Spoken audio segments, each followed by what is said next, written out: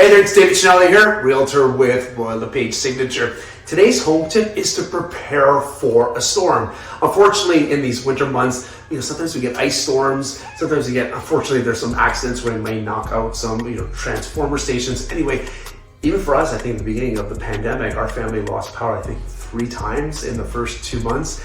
Yeah, it wasn't the best time, but thank God we were prepared. So that's what I'm telling you to do for your home tip today. Prepare for any kind of power outages. So how do you do that?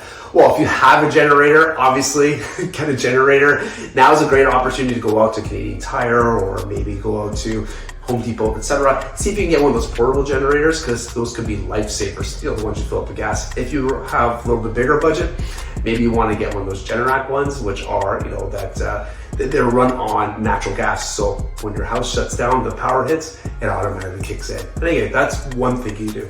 But it's also good to have a survival kit. In that survival kit, you want to have plenty of bottled water. You want to have some non-perishable food items. Maybe you also want to have flashlights. It's a good idea, if you have that generator, to also have a portable phone charger. Sometimes during the storm, what Natalie and I did was we ran out to the car to plug in our phones, turn on the car.